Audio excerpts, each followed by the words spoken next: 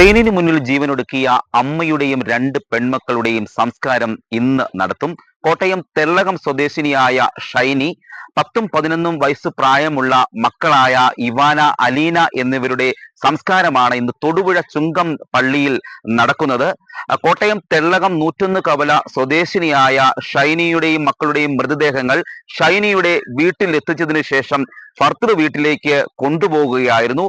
കുടുംബ പ്രശ്നങ്ങളെ തുടർന്ന്, അതായത് ഷൈനിയുടെ ഭർത്താവുമായുള്ള പ്രശ്നങ്ങളെ തുടർന്നാണ് ഈ അമ്മയും മക്കളും ജീവൻ ഒടുക്കിയത് എന്നാണ് പറയുന്നത്. അതേ തുടർന്ന് വ്യാപകമായ പ്രതിഷേധമാണ് ഇന്ന് രാവിലെ മൃതദേഹങ്ങൾ വീട്ടിൽ എത്തിച്ചപ്പോൾ അരങ്ങേറിയത്. ഭർത്താവ് പോലീസ് സംരക്ഷണയോടെ ഈ ഭർത്തൃ വീട്ടിലേക്ക് ഈ അമ്മയുടെയും രണ്ട് മക്കളുടെയും മൃതദേഹം കൊണ്ടുപോകുന്നതിനുള്ള ഏർപ്പാടുകൾ ചെയ്യുകയായിരുന്നു. അതേ തുടർന്ന് ഷൈനിയുടെ വീട്ടിൽ നിന്നും മൃതദേഹം കൊണ്ടുപോകുന്നത് നാടകീയമായ രംഗങ്ങൾക്കാണ് സാക്ഷ്യം വഹിച്ചത്. നാട്ടുകാർ പ്രതിഷേധവുമായി അവിടെ എത്തിയിരുന്നു. നാട്ടുകാരുടെ കടുത്ത എതിർപ്പിനെയും ബന്ധുക്കാരുടെയും ഒക്കെ എതിർപ്പിനെ അവഗണിച്ചാണ് പോലീസ് സംരക്ഷണയിൽ ഷൈനിയുടെ ഭർത്താവായ തൊടുപുഴ കരിങ്കുന്നം സ്വദേശിയായ നോബിയും ബന്ധുക്കളും ചേർന്ന് മൃതദേഹം തൊടുപുഴയിലേക്ക് സംസ്കരിക്കുന്നതിനായി കൊണ്ടുപോകുന്നത്. കഴിഞ്ഞ വെള്ളിയാഴ്ച 5:20 പാറോലിക്കൽ എന്ന സ്ഥലത്തെ റെയിൽവേ പാളത്തിൽ വെച്ച് ഷൈനിയും രണ്ട് പെൺമക്കളും ജീവനൊടുക്കുന്നത്. അവർ ഈ റെയിൽവേ പാളത്തിൽ ജീവനൊടുക്കുന്നതിനായി കെട്ടിപ്പുണർന്നിരിക്കുന്ന കാഴ്ച ലോക്കോ പൈലറ്റിന്റെ പോലും മനസ്സിനെ നൊമ്പരപ്പെടുത്തിയിരുന്നു. നെഞ്ചു പിളർക്കുന്ന ഒരു കാഴ്ചയായിരുന്നു അതെന്ന് ലോക്കോ പൈലറ്റ് കൂടി വ്യക്തമാക്കിയിരുന്നു. ആ സംഭവത്തിന് ശേഷം 3 പേരുടെയും മൃതദേഹങ്ങൾ, ഛിന്ന ഭിന്നമായ ശരീരഭാഗങ്ങൾ പല സ്ഥലങ്ങളിൽ നിന്നുമാണ് പോലീസ് കണ്ടെടുത്തത്. പിന്നീട് കോട്ടയം മെഡിക്കൽ കോളേജ് ആശുപത്രിയിൽ പോസ്റ്റ്മോർട്ടം നടപടികൾക്ക് ശേഷം കാരിത്താസ് ആശുപത്രിയിൽ 3 പേരുടെയും മൃതദേഹങ്ങൾ സൂക്ഷിച്ചിരിക്കുകയായിരുന്നു. ഈ സംഭവത്തിന് ശേഷം ഈ ഭർത്താവിനെതിരെ, അതായത് ഷൈനിയുടെ ഭർത്താവിനെതിരെ വ്യാപകമായ ആരോപണങ്ങളും ഉയർന്നിരുന്നു.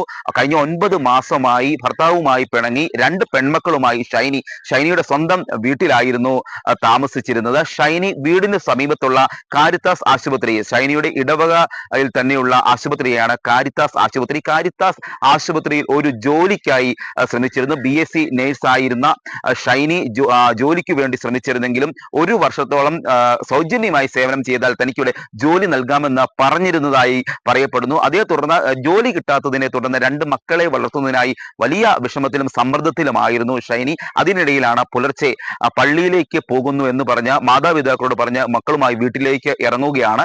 അതിനുശേഷമാണ് ജീവൻ ഒടുക്കിയത്. ഏതായാലും നാട്ടുകാർ വലിയ വേദനയോടെയാണ് ഈ ഷൈനിയെയും 2 മക്കളെയും യാത്രയാക്കിയത്. 3 പേരുടെയും മൃതദേഹങ്ങൾ വീട്ടിൽ നിന്നും പോലീസിന്റെ സാന്നിധ്യത്തിലാണ് പുറത്തേക്ക് ആംബുലൻസിൽ എത്തിച്ചത്. 3 ആംബുലൻസുകളിലായി അവരുടെ മൃതദേഹങ്ങൾ കയറ്റി തൊടുപുഴയിലേക്ക് കൊണ്ടുപോവുകയായിരുന്നു. അതേസമയം ഈ ആംബുലൻസിൽ കാത്തിരുന്ന ഈ ഭർത്താവിന് നേരെ, അതായത് ഷൈനിയുടെ ഭർത്താവായ നോബിക്ക് നേരെ നാട്ടുകാർ പ്രതിഷേധവുമായി അടുത്തു. അസഭ്യ വർഷവും ഒക്കെയായി ഈ നോബിക്ക് നേരെ പ്രതിഷേധിച്ചു. നോബിയാണ് ഈ ഭാര്യയുടെയും 2 മക്കളുടെയും മരണത്തിന് ഉത്തരവാദികളെന്ന് സ്ത്രീകൾ ഉൾപ്പെടെയുള്ള ആളുകൾ ആക്രോശിക്കുന്നുണ്ടായിരുന്നു, നോബിയെ ശപിക്കുന്നുണ്ടായിരുന്നു. അത്തരത്തിൽ വലിയ വികാര നിർഭരമായ രംഗമാണ് അവിടെ നടന്നത്.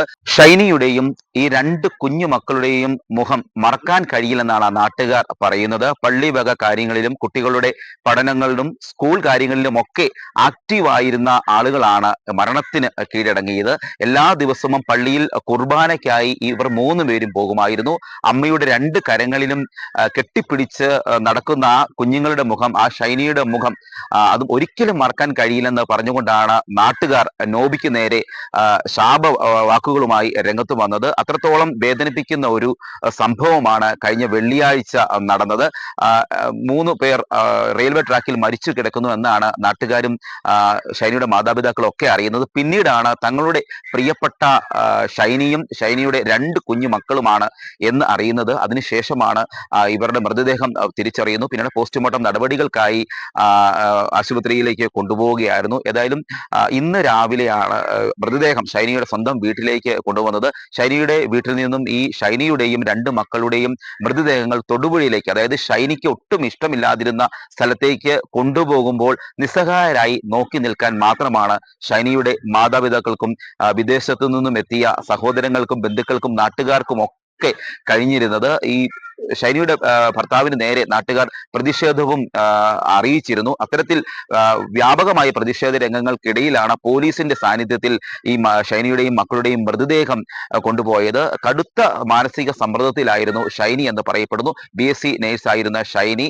സ്വന്തം ഇടവകയിലെ സ്ഥാപനമായ കാരിത്താസ് ഹോസ്പിറ്റലിൽ ഒരു ജോലിക്ക് ശ്രമിച്ചിരുന്നു. എന്നാൽ അത് കിട്ടാതെ വന്നതോടെ ഷൈനി വലിയ മാനസിക സമ്മർദ്ദത്തിലായിരുന്നു. വിദേശത്ത് സഹോദരങ്ങളുടെ അരികിലേക്ക് ജോലിക്ക് പോകുന്നതിനായി പരീക്ഷയൊക്കെ എഴുതുന്നതിനായി പഠിക്കുന്നുമുണ്ടായിരുന്നു. അതിനിടയിലാണ് ഇത്തരത്തിലൊരു കടുങ്കൈ ഷൈനിയും രണ്ട് മക്കളുമായി ചെയ്തത്. ഷൈനിക്ക് ഒട്ടും ഇഷ്ടമില്ലാതിരുന്ന സ്ഥലത്തേക്കാണ് ഷൈനിയുടെയും രണ്ട് മക്കളുടെയും മൃതദേഹങ്ങൾ കൊണ്ടുപോയതെന്ന് ബന്ധുക്കളും പറയുന്നുണ്ട്. സഹോദരങ്ങൾക്കും മാതാപിതാക്കൾക്കും ബന്ധുക്കൾക്കും ഒന്നും തൊടുപുഴയിലെ വീട്ടിലേക്ക് കൊണ്ടുപോകുന്നത് ഇഷ്ടമല്ലായിരുന്നു. എന്നാൽ ഭർത്താവിന്റെയും മൂത്ത മകന്റെയും ആവശ്യപ്രകാരമാണ് മൃതദേഹം ഭർത്താവിന്റെ ഇടവകയിലുള്ള പള്ളിയിലേക്ക് സംസ്കരിക്കുന്നതിനായി പോകുന്നത്. ഇരു കുടുംബാംഗങ്ങളുമായി നടത്തിയ ചർച്ചയിലാണ് ഇത് മൃതദേഹം അവിടേക്ക് കൊണ്ടുപോകാമെന്ന് സമ്മതിക്കുന്നത്. ഷൈനിയുടെ ഭർത്താവ് ഇവിടേക്ക് വരുമ്പോൾ പ്രതിഷേധം ഉണ്ടാകാനുള്ള സാധ്യത കണക്കിലെടുത്ത് പോലീസിന്റെ സുരക്ഷയും അത് ഏർപ്പാട് ചെയ്തിരുന്നു. അങ്ങനെ പോലീസിന്റെ കൂടി സാന്നിധ്യത്തിലാണ് മൃതദേഹങ്ങൾ ഈ വീട്ടിൽ നിന്നും തൊടുപുഴയിലേക്ക് കൊണ്ടുപോയത്. തങ്ങളുടെ പ്രിയപ്പെട്ട ഷൈനിയെയും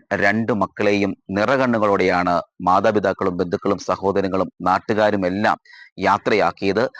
ഇവരെ ഈ വീട്ടിൽ നിന്നും തൊടുപുഴയിലേക്ക് കൊണ്ടുപോകുന്നത് നിസ്സഹായരായി നോക്കി നിൽക്കുകയായിരുന്നു മാതാപിതാക്കളും സഹോദരങ്ങളുമെല്ലാം. ഇനിയും തൊടുപുഴയിലെ ചുങ്കത്തുള്ള പള്ളിയിൽ അന്ത്യവിശ്രമമാകും ഷൈനിയും രണ്ട് മക്കളും. Camera മജീദിനൊപ്പം CR Shyam, Marunadan Malayali, Kottayam.